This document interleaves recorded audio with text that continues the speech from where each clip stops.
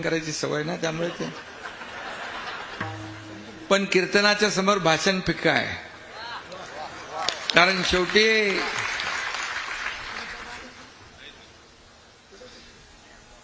धर्माचं अधिष्ठान आणि राजकीय अधिष्ठान, धर्माचं अधिष्ठान राजकीय अधिष्ठानाच्या वरच आहे. आणि त्यामुळे आपल्या सगळ्यांच्या संतांच्या, वारकऱ्यांच्या आशीर्वादाने या ठिकाणी छोटीशी जनतेची सेवा करण्याचं काम 2.5 वर्ष मी केलं. आणि म्हणून आज उपस्थित बाळासाहेब काशीद आहेत, पुरुषोत्तम महाराज मोरे आहेत, अप्पा आहेत, श्रीरंग अप्पा, विजय बापू आहेत, सुनील शेळके, शरद सोनावणे, विलास लांडे, बाळाभाऊ भेगडे, रवींद्र दंगेकर, समस्त वारकरी, माझ्या लाडक्या बहिणींनो आणि लाडक्या भावांनो आणि लाडक्या वारकऱ्यांनो. वारकऱ्याशिवाय काय चालत नाही ना. वारकऱ्यांनी ठरवलं की मग बरोबर कार्यक्रम करतात फिट.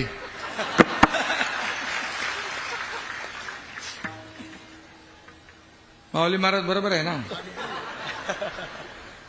झाला ना 3 महिन्यापूर्वी. आणि म्हणून मी आपल्याला मनापासून शुभेच्छा या ठिकाणी द्यायला आलोय. खरं म्हणजे आज मी भाग्यवान आहे की जगद्गुरु संत तुकाराम महाराजांच्या नावाचा अतिशय मानाचा सर्वोच्च पुरस्कार जो आहे तुमच्या या एकनाथ शिंदेला आज तुम्ही दिला. हे मी माझं भाग्य समजतो. आणि मी वरती देखील मगाशी म्हणालो, हा पुरस्कार माझ्या एकट्याचा नाही, माझ्या वारकऱ्यांचा आहे, धारकऱ्यांचा आहे, शेतकऱ्यांचा आहे, माझ्या लाडक्या बहिणींचा, लाडक्या भावांचा, लाडक्या ज्येष्ठांचा, सगळ्यांचा हा पुरस्कार आहे. खरं म्हणजे मी माझं कर्तव्य केलंय.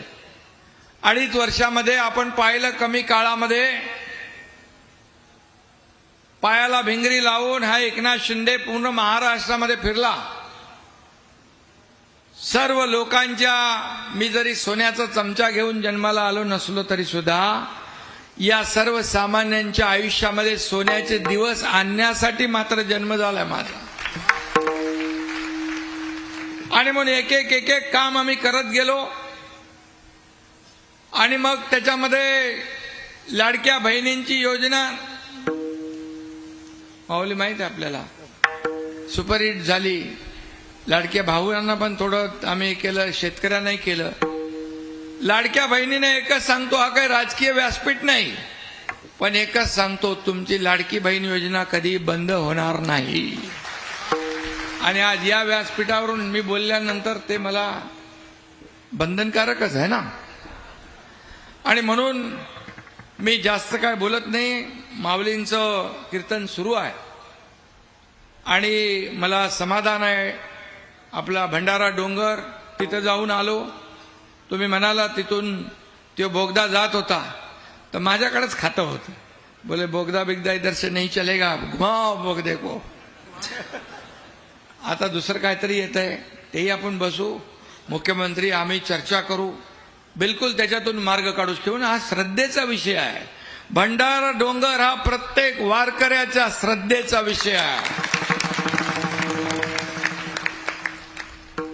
आणि म्हणून जसं आपली नदी इंद्रायणी, तिथं गेलो तुम्ही, इंद्रायणी नदी असेल, आपली पवना नदी असेल, चंद्रभागा आहे, मुळा मुठा आहे, अशा अनेक नद्या आहेत. बघितल्यावर थोडं जरा मनाला कसं तरी वाटतं.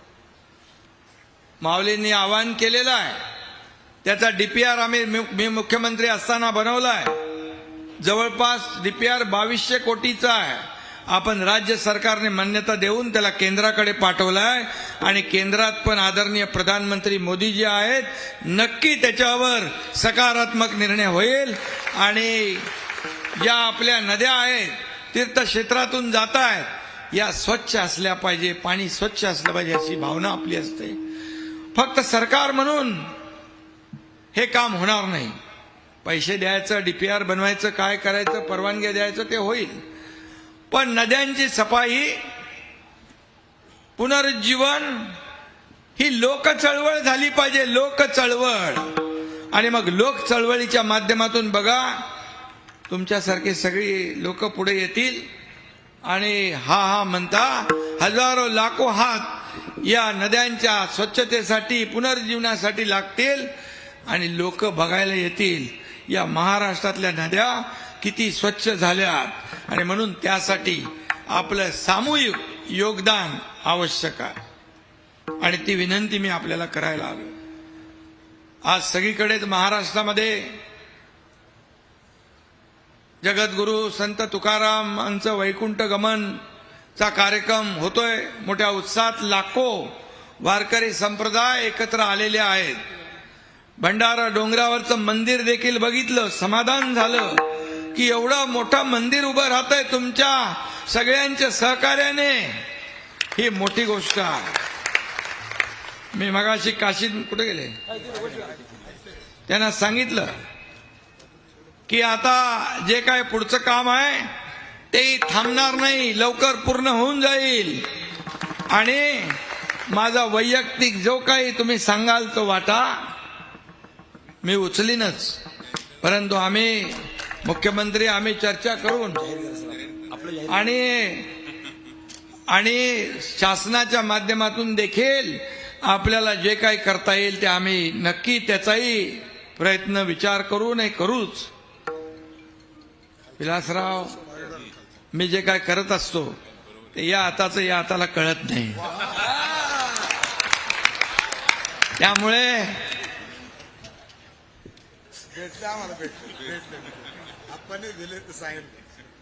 ही देना बँक आहे, लेना बँक नाही.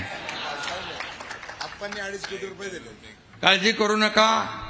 मंदिर वारकऱ्यांच्या श्रद्धेचा विषय आहे. मंदिर थांबणार नाही, मंदिर पूर्ण होणार. आणि माऊली आणि बाबा आपला बाळासाहेब काशीद स्वतःचे पैसे टाकून पहिले तुम्ही लोकांनी सुरुवात केली. असं कोण माणसं भेटतात का? आणि म्हणून हे समाजासाठी, वारकऱ्यांसाठी, आपल्या धर्मासाठी आपला हे तुम्ही धर्माचं रक्षण करताय. गावागावात कीर्तनाच्या माध्यमातून समाज प्रबोधन आपण करताय. मला माऊली आठवतंय, धर्मवीर आनंदीगे साहेब होते त्यावेळेस आम्हाला सोबत घेऊन जायचे. प्रत्येक अखंड हरिनाम सप्त्याला त्यांची हजेरी असायची. ते म्हणायचे की हा धर्म आहे, हे समाज प्रबोधन आहे. धकाधकीच्या आयुष्यात थोडा का वेळ होईना पांडुरंगाचं नामस्मरण केलं तर माणसाचं आयुष्य बदलून जातं. त्याचं दुःखी कुटुंब, संसार सन्मार्गाला, सुखाच्या मार्गाला लागतो.